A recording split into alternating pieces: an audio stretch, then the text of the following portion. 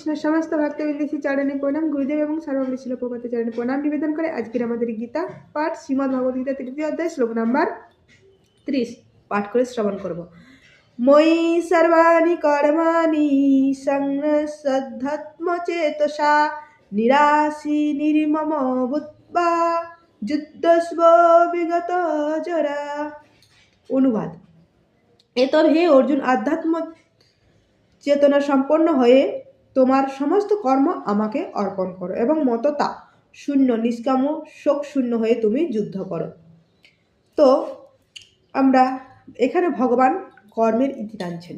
তো আমরা শ্রবণ করে আসছেন কর্মযোগের কথা। কর্ম সকলকে করতেই হবে। কর্ম না করলে কর্মফল থেকে মুক্ত হওয়া যায় না। কর্ম না করলে সিদ্ধি লাভ হবে না। কর্ম না করলে আমরা এমনকি খেতেও পাবো না।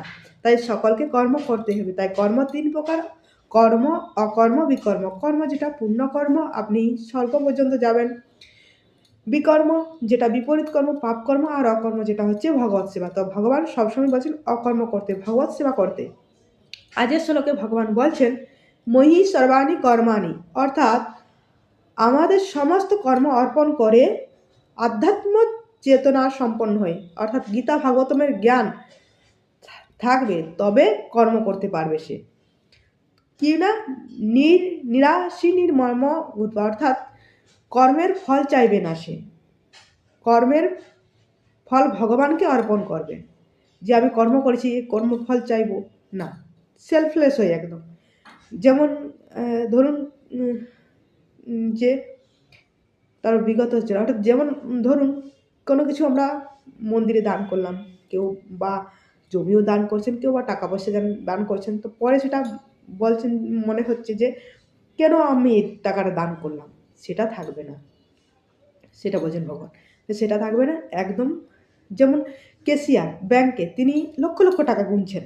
তো টাকা গুনছেন, সে টাকা কিন্তু তার না, সে মনেও করে না যে টাকা আমার। তো সেই রকম তো ভগবান সেটা বলছে যে বিগত জরা, অর্থাৎ একদম শোক শূন্য হয়ে। তো